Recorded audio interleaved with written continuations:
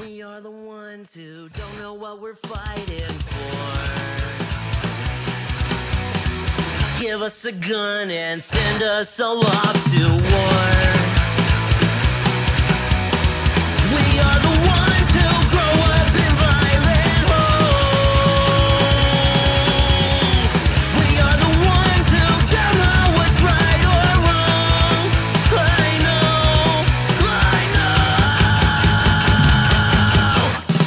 We are the ones who were born into war. We are the ones who just don't give a fuck no more. No more. We are the ones who don't know why we're losing score. Give them a badge so they can send us to the morgue. We are the ones who are scared to walk out the door. We are the ones who don't know what we're dying for. I know. We are the ones who were born into war. We are the ones who just don't give a fuck now. We are the ones who were born into war. We are the ones who just don't give a fuck no more.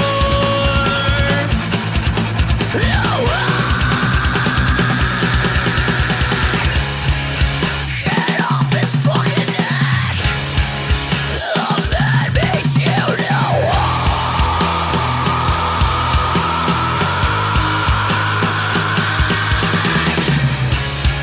He can't fucking breathe.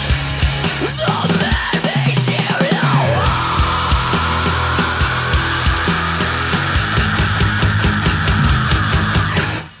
We are the ones who were born into war. We are the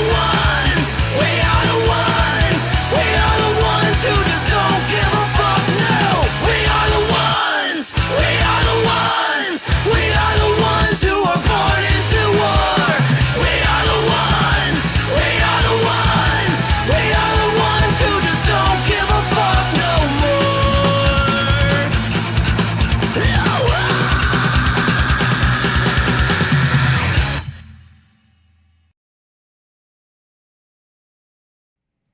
Warning. This podcast features adult subject matter, adult language, and things not meant for children to hear. Viewer discretion is advised. You've been warned. If it's Thursday, welcome, ladies and gentlemen, boys and girls, children of appropriate ages, to the latest episode of the I'm No Joe podcast, the show where every armchair quarterback can feel like Eddie Bravo. Today, as like most days, I have got a glorious panel here with me to break down all the shit talking and shenanigans, the fight announcements and the fuckery, all of the interesting things that have trickled out the MMA pipeline since we saw you wonderful folks all the way back in 2025. Before we get into all the fun and fuckery, though, first and foremost, gentlemen, how the fuck you doing over there?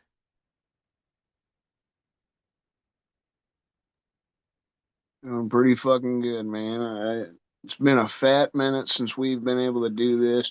It's been a fat minute since we've had some fights. I really do feel like Gollum living in the motherfucking dungeon with a month and a half off of this shit.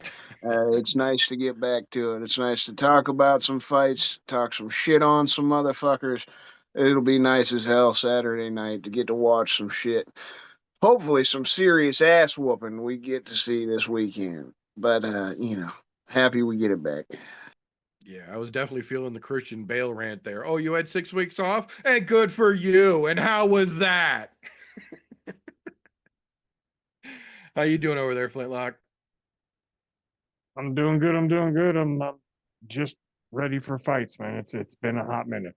Yeah, I absolutely agree.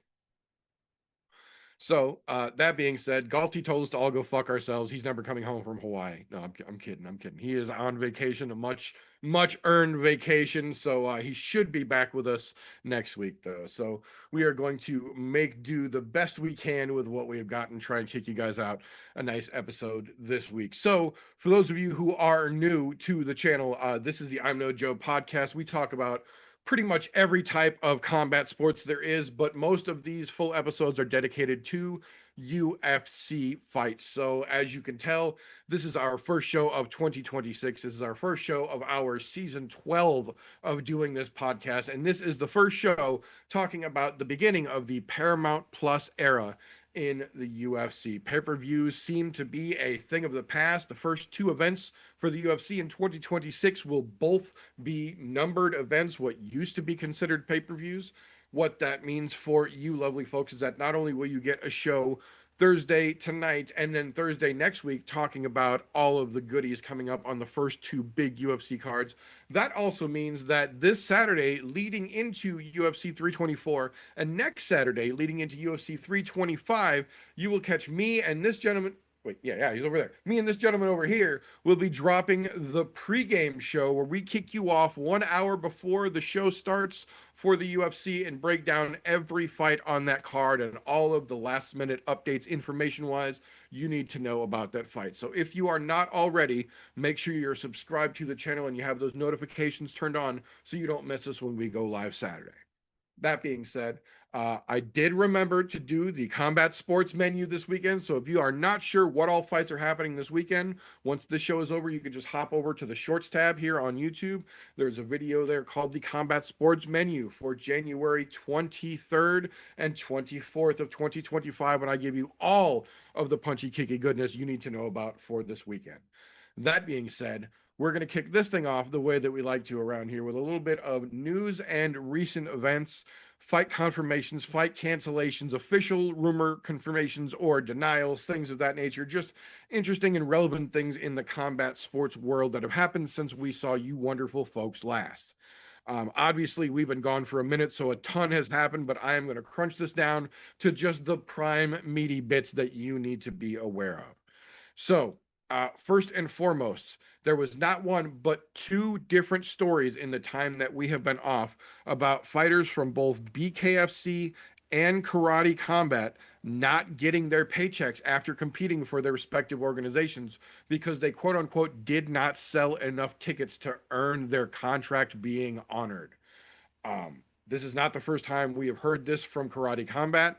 This is the first time we have officially heard it from BKFC. There have been other rumblings about fighter pay issues, but this is the first time we have officially heard a fighter say, they told me I didn't sell enough tickets, so I'm not getting my paycheck, which obviously we still have to get, official statements from both organizations. But if true, that's a serious what the fuck are you doing situation for both organizations. That being said, going forward here, we got official confirmation this week that Tom Aspinall will have to have multiple different surgeries on his eye to try and recover his full vision. He has gone through several different medications and I guess the type of PT they can have you do for your eye, which I'm not sure what that is, but they've essentially tried everything they can, and his vision is still not coming back. So they are officially going to surgery. So we most likely will have an interim heavyweight title fight at some point this summer because it doesn't look like Tom's going to be able to get back until probably best case scenario, early fall, late 2026, maybe even early 2027, depending on how the surgeries go, obviously. So, obviously everyone from the show here gives our thoughts out to Tom and his family, but this is not exactly the news we were hoping for, but at least now we know that the UFC most likely is going to set up some type of interim heavyweight fight. So be interesting to see where that goes. That being said, tying into this weekend, first and foremost, obviously the biggest upset, letdown, whatever you want to call it, of the weekend is that we found out last week that Kayla Harrison had a neck injury and had to have emergency spinal surgery. So she is out, and the fight with Amanda Nunes is officially off this weekend's card. That sucks. That being said, there are other injuries as well that we found out about in the last 2 weeks. The other big one is that Alexa Grasso is injured and she is out of her fight against Rose Namajunas. The difference here is that the UFC managed to get Natalia Silva to step in on short notice. So Rose and Natalia Silva will still be fighting on this weekend's UFC 324 card, but Amanda Nunes will not be. That being said, with this UFC 324 card, this is the debut of the UFC on Paramount Plus, and in doing that, they have announced the commentary crew or the broadcast crew for the event. Basically, everyone we usually have, we've got Rogan, we've got DC, we've got Anik, we've got Dean Thomas, we've got everyone up in the booth. The only one person that is swapped out in this situation is Kate Scott from CBS Sports, who is going to be stepping in at the desk with Anthony Smith and Chael Sonnen here, and no Laura Sanko. This would have been a great platform for the UFC to show Laura Sanko's commentary ability, but with it being a quote-unquote numbered event / pay-per-view, we all kind of expected Rogan, DC, and Anik, the Three Stooges, to get back together, and that's exactly what they're going to do. So it'll be interesting to hear how bad or good this first UFC on Paramount Plus broadcast is going to be. That being said, we do have a nice little list of fight announcements that we've got during the time off here. Let's try and knock these out pretty quick. First one, coming up next weekend in Sydney for UFC 325, Tai Tuivasa versus Taliesin Teixeira. And if you have not seen Tai Tuivasa's social media in the last couple weeks, it is night and day difference from what you know of Tai Tuivasa. He has, and I know that fighters say this a lot, but this is a genuine situation where Tai Tuivasa has decided that he is going to take the fight game very seriously. And I believe he is running 7 miles a day. Excuse me. Excuse me. 7 miles a day right now. He has abs, like legit. Excuse me.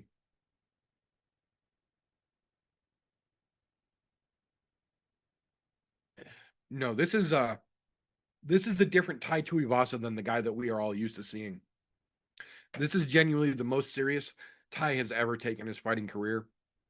I'm kind of interested to see how it plays out. At one point, Derek Lewis did the same thing, and then he kind of fell off a little bit. And then he said last week that, how did he phrase it? The UFC sent me some really kick-ass peptides that I got that made me feel like a whole different person. So, be interesting to see how that works out as well. That being said, 2 weeks from now, February 2nd, from the Texas card, Kevin Holland versus Jeff Neal 2. This was one of the better fights of 2017 during Kevin's initial run up to the top. Jeff Neal has perennially stayed in the top 15 or so of the division, so should be another good matchup. The end of next month, February 28th, the Mexico City card. Bobby Green will be stepping in to take on Daniel Zellhuber in Mexico City. That could be a really fun fight. A couple weeks later, 2 weeks after that, March 14th, Ian Cutelaba taking on Umar Sy and the Apex. What is for now the Apex? We'll talk about that in a minute. March 20th for the PFL Spain card over on the other side of the tracks. Fabian Edwards will be fighting Castelo Van Steenis for the middleweight belt in the PFL. Very interesting matchup there as well. The following weekend, March 28th, UFC Seattle. We have got Marcin Tybura versus Walter Walker. They are trying to find out exactly how far up the rankings Walter Walker is going to be able to heel hook his way up. Marcin Tybura is absolutely not known as a wrestler or a ground fighter or for his jiu-jitsu, so it very much feels like the UFC is handing another, win on a platter potentially to Walker. So we'll see how that one works out. 2 weeks after that, April 11th, UFC 327. We got a pair of announcements for this one. The other Walker, Johnny Walker, will be taking on Dominic Reyes at UFC 327 in Miami, which should be a fucking spectacular fight. But the other one, the one that has been rumored but is now officially confirmed, uh, Azamat Mirzakhanov will be fighting Paulo Costa in his debut at light heavyweight. He is officially leaving middleweight, and they are not giving him a softball going up to light heavyweight. They're not quite giving him the Izzy situation, but they're not giving him a fucking cakewalk either. So I'll be very interested to see how that one plays out once we get there.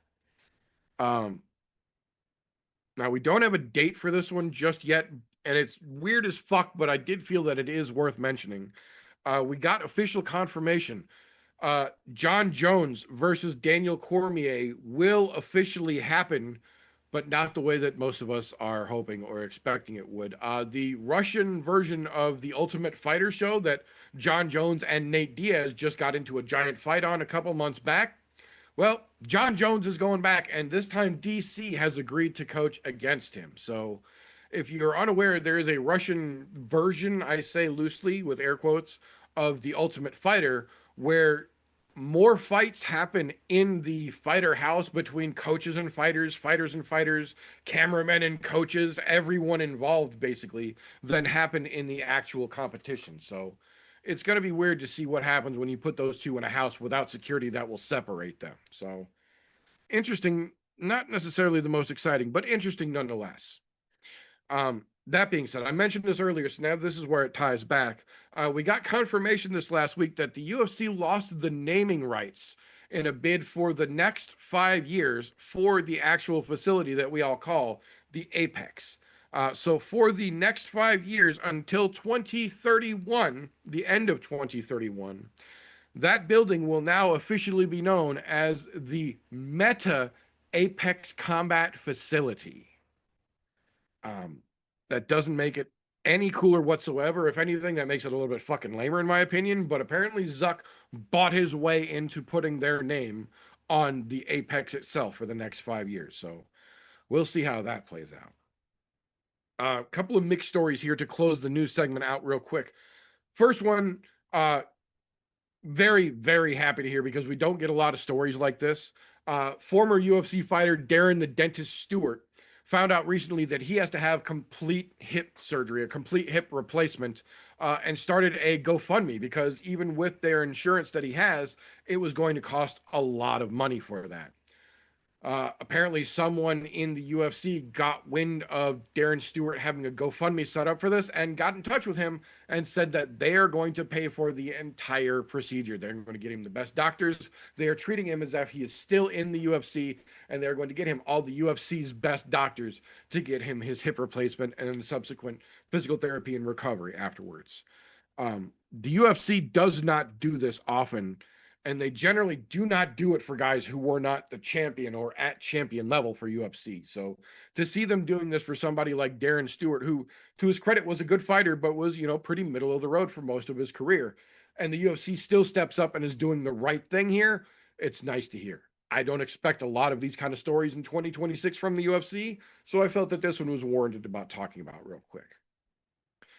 That being said, the UFC did as they usually do, where they don't necessarily release or cut a fighter, but they just let them go when their contract is finished and then don't renegotiate. We got a list of 5 of them this time around here that are some recognizable, some not so much. Yasuka Kinoshita coming in off of 2 fights from the Contender Series, and both of them losses. They cut him, unfortunately. Marek Bulio, not sure how that works, came into the UFC 6-0, fought at UFC Qatar, and got his ass handed to him, and the UFC cut him immediately, or released him from his contract immediately. Lucas Bresky gave it a hell of a run, just couldn't quite do it. Marcin Prachnio, which sucks, but dude went 4-7 in his run with the UFC and got Jimmy Cruded, so it makes sense. And then the last one, 17 fight UFC veteran Ricardo Ramos has officially been released from his contract with the UFC, or not re-signed, however you care to look at it there. Interesting to see how those are going to play out. That being said, last thing I have got for the news for this week, While we were gone, Terrence Bud Crawford has officially retired from the sport of boxing, leaving a record of 42-0 coming in off of the win against Canelo Alvarez. You know, they tell you go out on a high note, and it doesn't really get much higher than beating Canelo for your final match. So, again, I wouldn't say it's the most ideal time for him to retire, but I've said it a million times before. I will say it a million times again.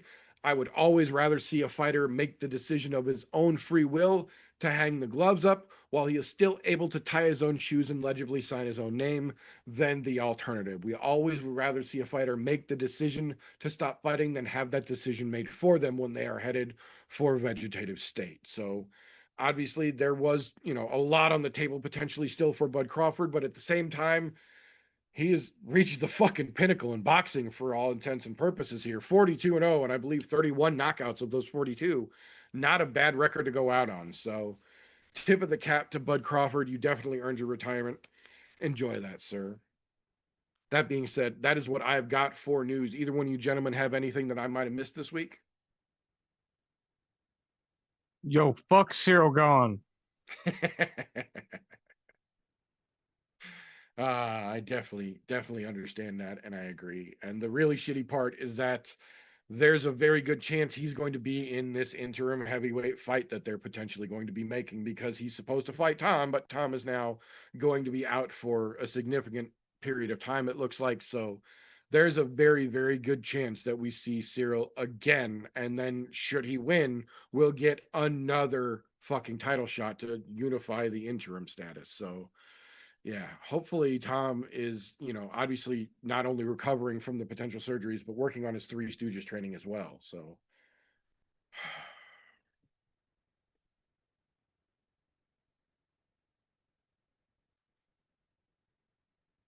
anything over there, Chris?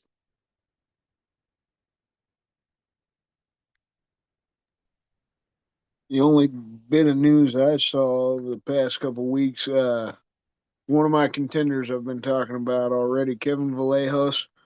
Kid only lost on the contender series to Jean Silva. He's fighting Josh Emmett. When March 14th. Yeah, start of Interesting. March. Interesting. Kids are definitely getting a shot of being a true contender. I thought that was cool. Yeah, they don't just let anybody fight Josh Emmett at this point, because he's pretty much proven himself. So if they're giving him that matchup, they've got to be pretty fucking confident that he's going to be able to do something. So I'm here for it. All right. What's that? Yeah. Gotcha. Well, with that being said, then, with this being a quote unquote numbered event, what formerly would be known as a pay per view, obviously that means that we're going to have a pregame show this weekend. But what that also means is that we've got to bring back the crowd favorite segment, the casual corner. Excuse me. What that means is that this man right here gets to give us his blind picks on the fun that we have to look forward to this weekend. So, Mr. Flintlock, are you ready over there? Yep. All right. So, in our co-main event for the first UFC card back in 2026, we have got one Sugar Sean O'Malley and one Song Yadong. How do you think that one shakes out? I think Sugar Sean gets the dong. I agree. I agree completely. That being said, that will bring us to the main event. We were originally going to have two title fights. Unfortunately, like I mentioned earlier, Amanda Nunes versus Kayla Harrison fell out, but we still have the main event bringing the gold to the weekend here. Justin Gaethje versus Paddy Pimblett for the interim 155 belt. How do you think that one plays out? Look, I know how you feel, and I know how Chris feels. But Patty's my boy, so I'm gonna have to go with Patty. All right. I understand. I get it. One of these days, we can just hope you learn a little bit. Maybe it'll be this weekend, maybe not. We'll find out. We'll find out. As long as he doesn't go the Sugar Shane route and just get way too big for his head, I'll stick with him. Right. We'll see. We will see. but much appreciated for your input, sir. Thank you very Yes. much. Oh, I was gonna ask, did was there any news on how she hurt her neck? Apparently, it is something that she's had on and off.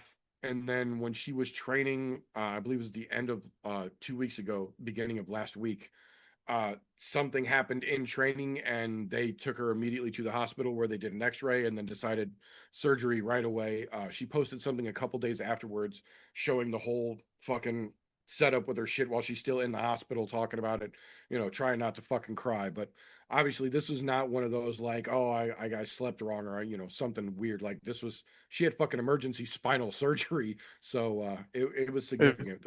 We don't know it's exactly not what it was, just bad.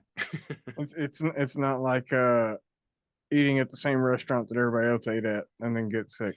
Yeah, being the only one to get food poisoning out of 75 fucking people eating at the same restaurant. Yeah.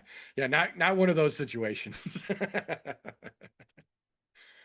Oh, but that being said, that will bring us into the next segment here. If you have been watching combat sports as long as some of us have been watching combat sports, you start to figure out, what you like to watch, when what you like to watch comes on, how to watch it routinely, and you start to develop your routines. And inevitably, it usually leads to developing a set of blinders where you lose the forest for the trees.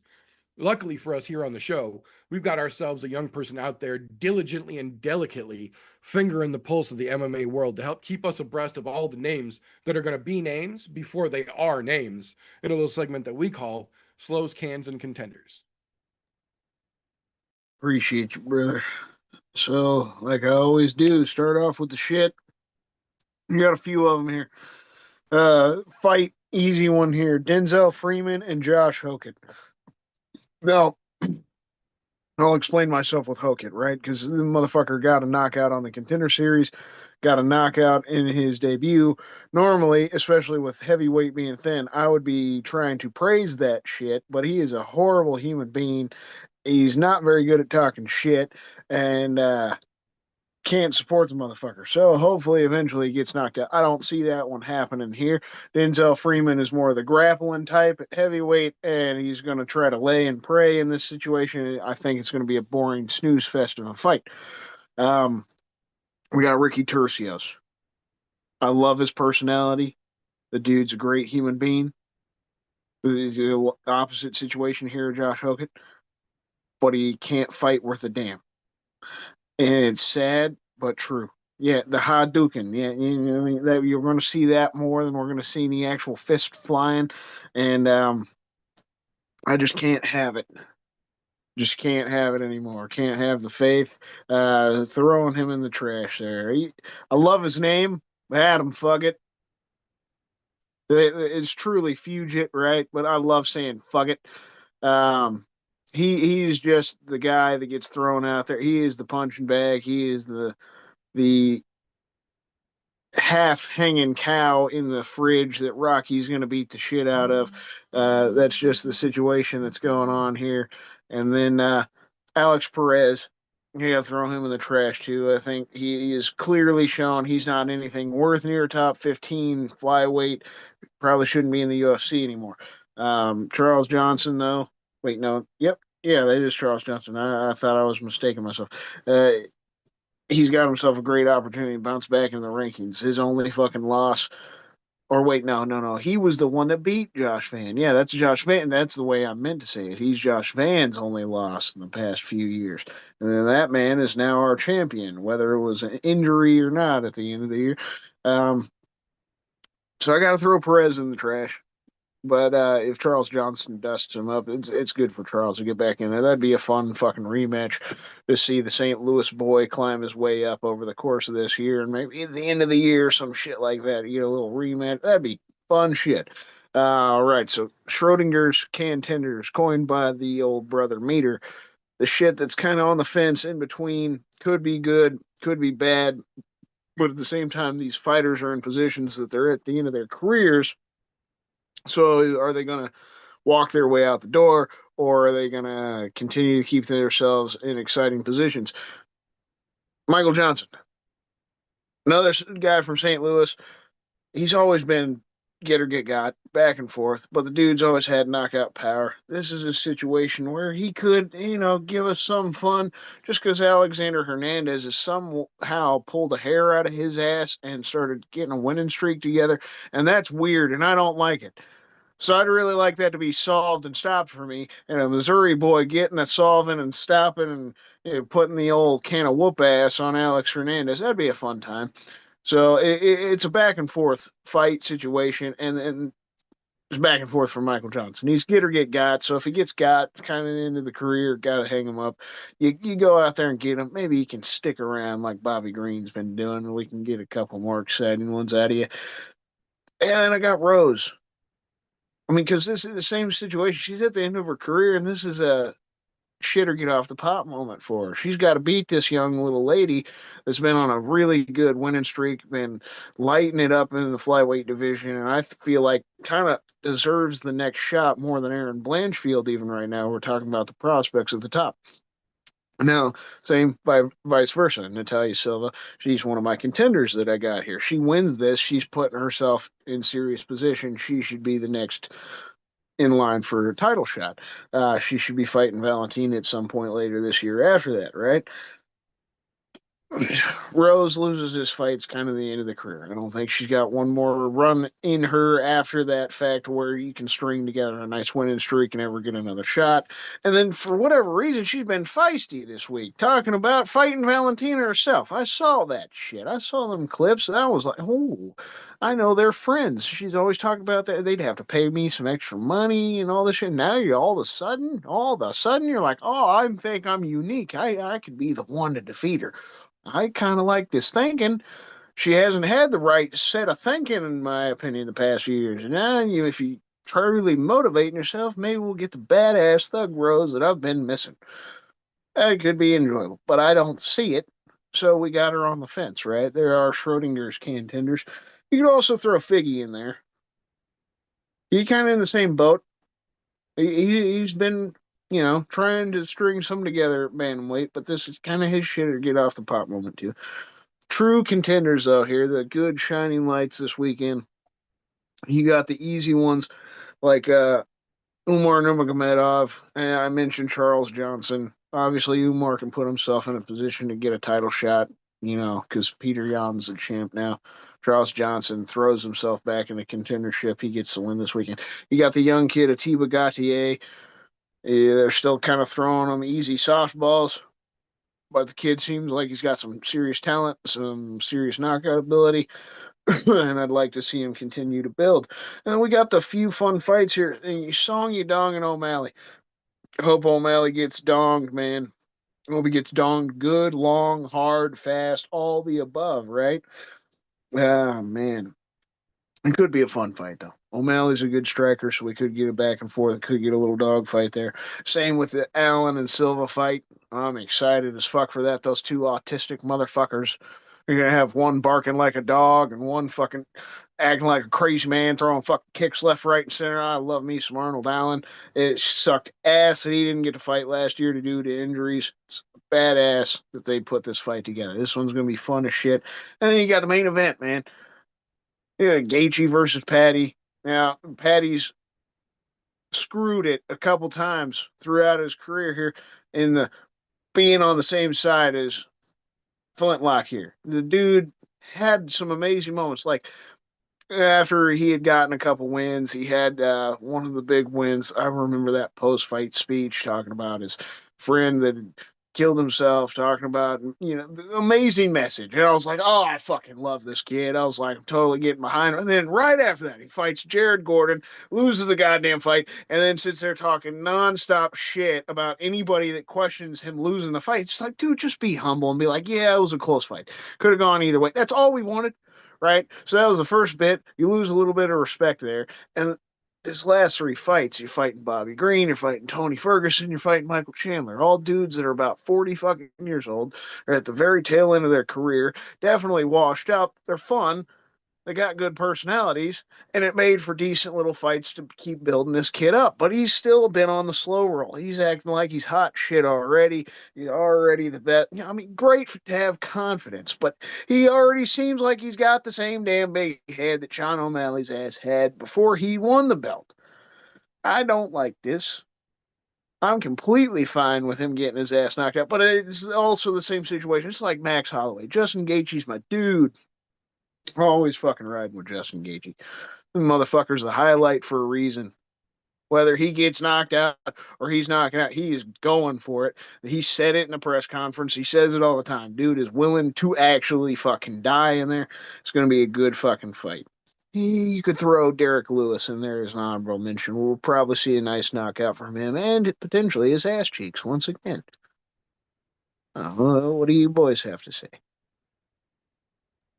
Yeah, I did think it was interesting that Derek said that he plans to take his shorts off and salsa around the ring in his fucking boxers again if he wins. So, Oh yeah, and he's planning to go into White House cards. We're going to see and Derek Lewis's ass cheeks and potentially dong at the White House. Because why wouldn't he go the further step? Oh, I'm on national TV. I'm at the White House. Let me show everybody the good old black snake. What the fuck's going on here? Yeah, no, it's an interesting one. I will say, first UFC event of the year, it's not bad by any stretch of the imagination, but there is absolutely some fucking filler on this card. It's about a 50-50 mix in my opinion. Half the fights are worth watching, half of them are what we like to refer to as contractual obligations, where the UFC is legally obligated to offer every fighter on their roster 3 fights a year, and sometimes whether they expect them to or not, the other person says yes, and now they have to put that fight somewhere. So we're getting a couple of those on this card, but there is still some good to be found here, I will say. I totally agree about the Ricky Tercios Cameron Smotherman fight. It almost feels like the UFC is teeing Smotherman up here because Tercios, despite being a fun watch, just isn't really a great fighter, and that sucks. But in this business, it is what it is, and personality can't carry you as far as a good right hook will. So we'll see what Smotherman can do with his opportunity this weekend. That is Vinny's fucking like up and coming fighter of the year. We did our prediction show the other week before we got to the fights. For some reason, it surprised the holy living hell out of me. Cameron Smotherman is Vinny's fucking up and coming fighter of the year coming 2026. So maybe he gets on the right foot. Yeah, we'll see, because his chance to do it is this weekend for sure. If he takes out Ricky and he does it in spectacular fashion, that could mean a whole lot going into the beginning of 2026. So we'll definitely see. I am also mildly curious about Nikita Krylov versus Modestas Bukauskas. Both of those dudes are hot and cold, hot and cold, hot and cold constantly. Both of them are kind of due for a big fight. Maybe not necessarily a big win, but both of them are kind of due for a big fight according to their own personal roller coaster of a career. So there's a legitimate chance, in my opinion, this could be a kind of a slept on fight. This one could be an undercover banger here. So I'm definitely curious about that.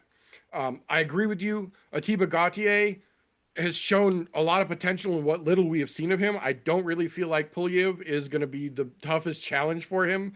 This kind of feels like another like offering on a platter for him. We'll see how that plays out. Umar versus Figgy Smalls.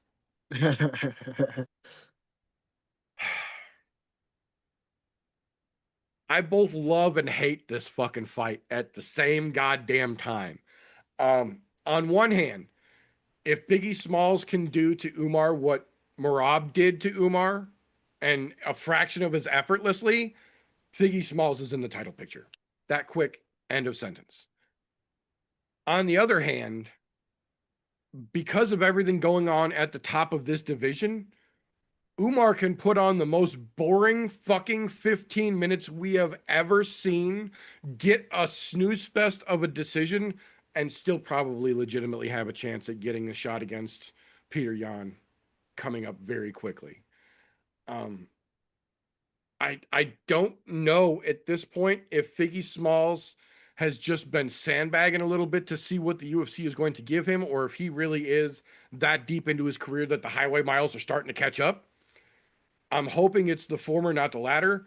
But this is one of those situations where Figgy basically has to win to stay relevant in the rest of his career. If he loses, if he gets knocked out bad, or if he gets submitted, God forbid, by Umar here, there's a chance the UFC might be out of the Davis and Figueiredo business at this point. And I don't want to see that. I still think there's a lot of fun for him, but it all revolves around him getting past Umar. And I'm just very up in the air on that whole fight altogether. So I don't know.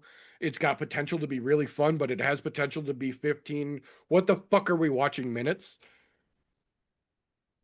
I'm Yeah. gonna have to watch, but yeah, it's weird. I think you're spot on with Rose and Natalia.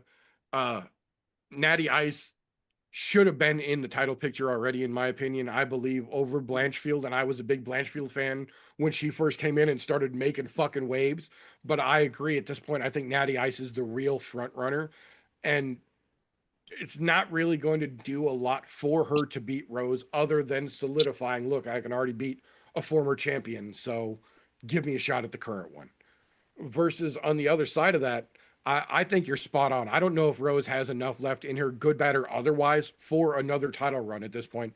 I do not know where the fuck her talk about Valentina was pulled from, but it required two gloves, an old priest, a new priest, and some holy water. Um, I love Thug Rose, but she hasn't actually been Thug Rose in a hot minute now. So I kind of feel like this is it. And I admit there's a little MMA math involved, but watching both of their careers as long as I have, I've seen everything from Silva coming in. I've been watching Rose since she had hair and wore makeup. Like, I just feel like at this point, Rose is over the hill in terms of her career, and Natty Ice is just on a fucking rocket ship trajectory heading for the fucking peak. So I feel like this fight is almost more ornamental or more like exhibition than it is, legitimate value, but it still should be a very fun fight. Yeah, me and Vinny were talking about it a little bit ago. I just feel like Rose, like when we were watching the press conference, Rose has lost that fire she used to have. Ever since Carlos Esparza fight, she seems uncomfortable in every situation.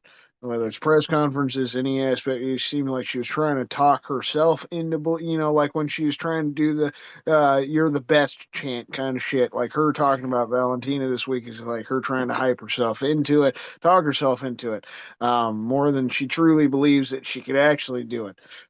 She seems like every bit of it's uncomfortable for her. To be a fighter, you got to be a crazy motherfucker. And just like Jason Gaethje said, if you're not truly willing to go out there and know you're gonna get hurt, or you're willing to hurt the fuck out of the person across from you, you shouldn't be there. Like we say the same thing about football players. You're not willing to Lay down. potentially take some licks and get some back, you shouldn't be doing that shit. It takes a certain kind of mother. Same with the military. If you ain't built for it, stay your ass at home. Let somebody else do it for you, and then you can be the one watching the entertainment. That's just I agree. I agree.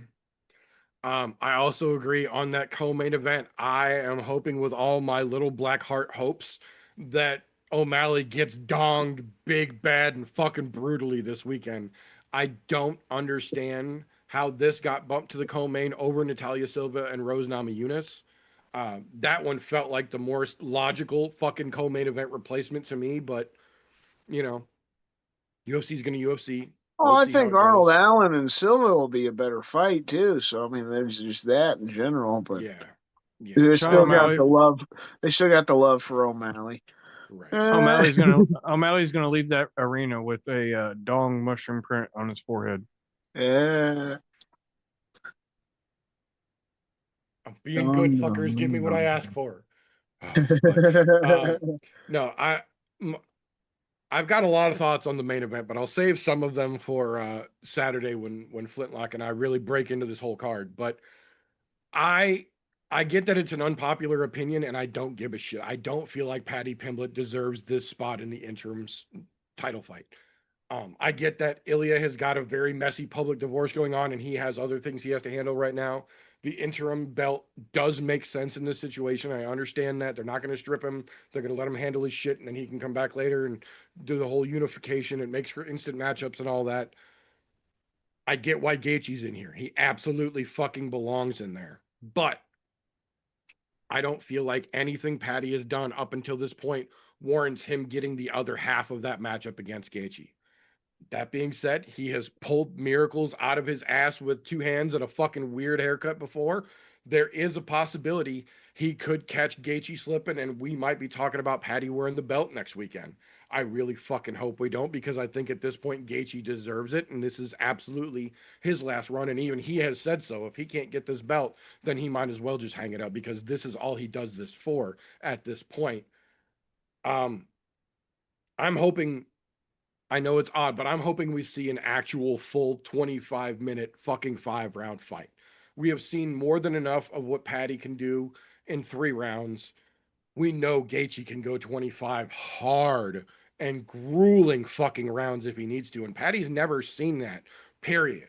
Patty's never seen the dirty side of 25 fucking minutes. And that's where Gaethje has thrived time and time again. So I don't know. It's an interesting matchup, and it should be a very interesting fight.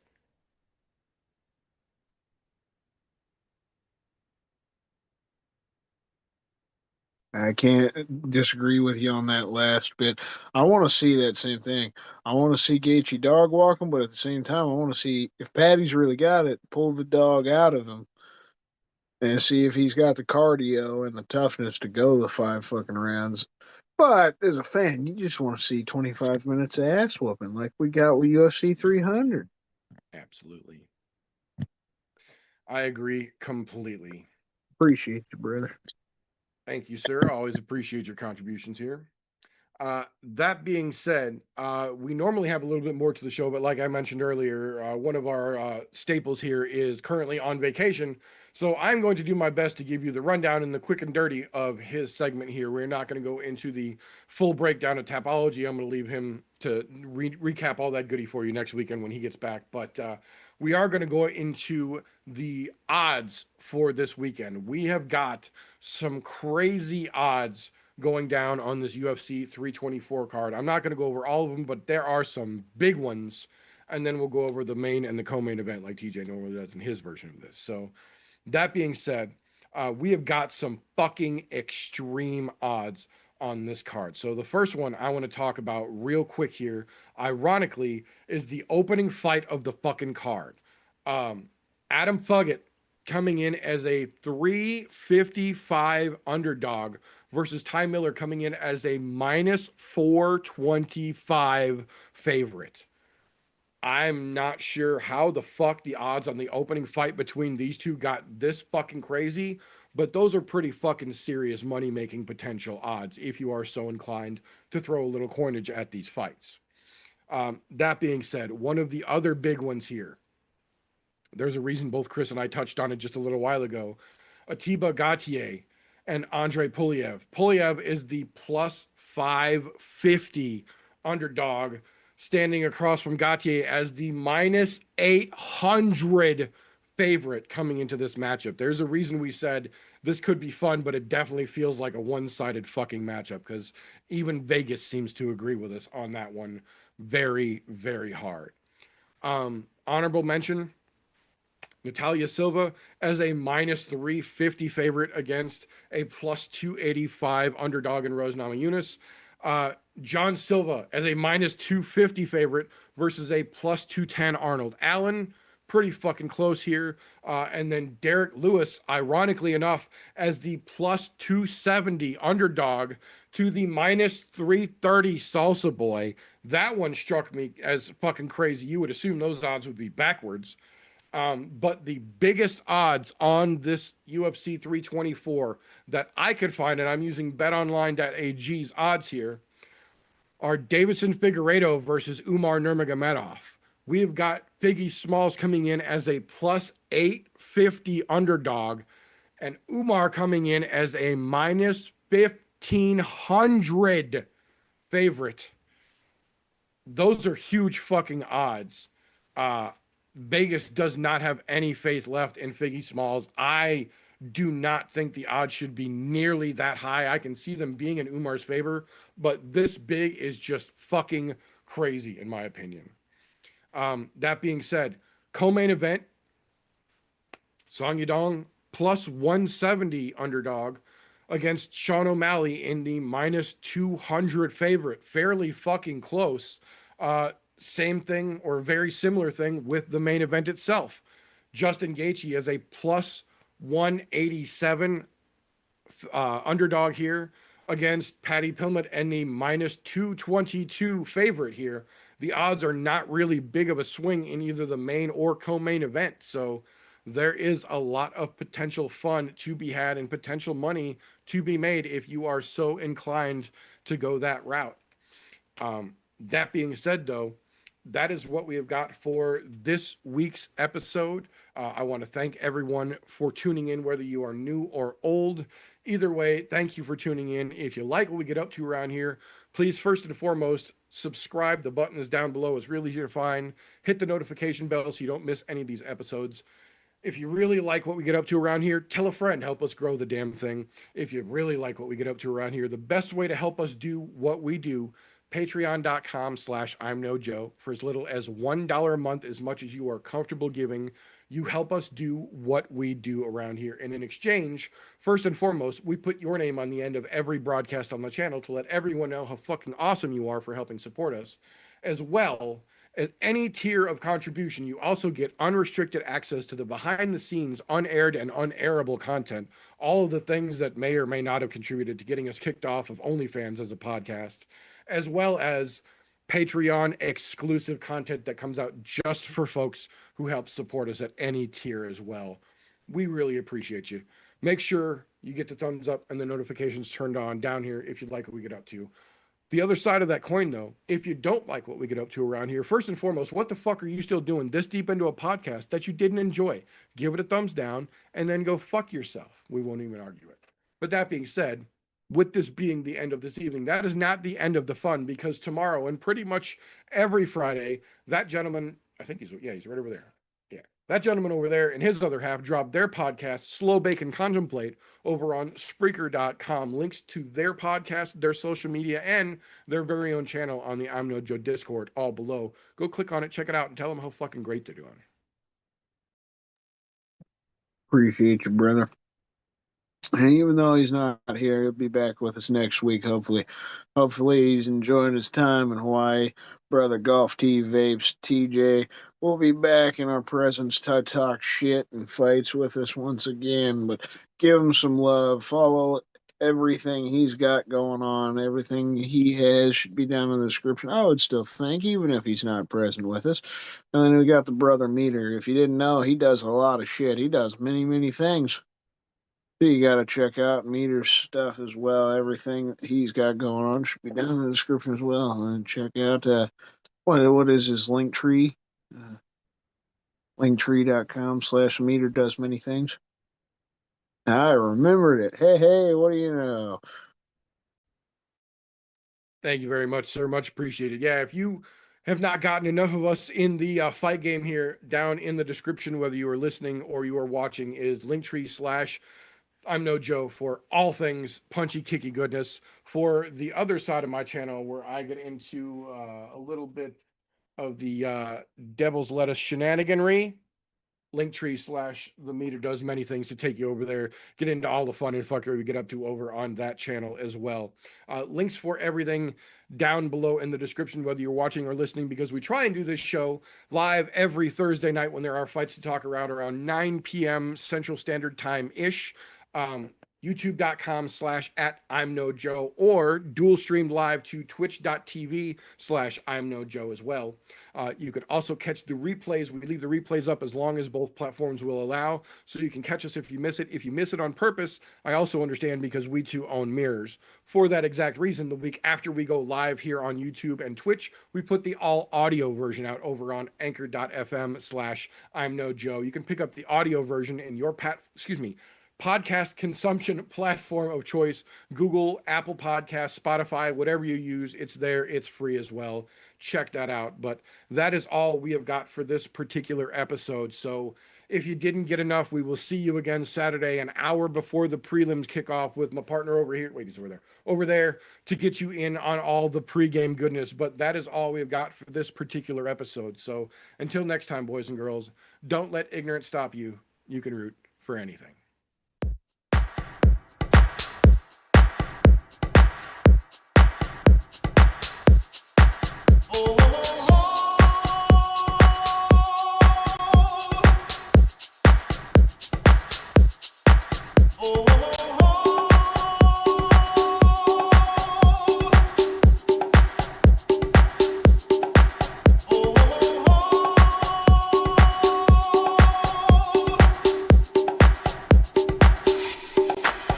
Everybody was kung fu fighting.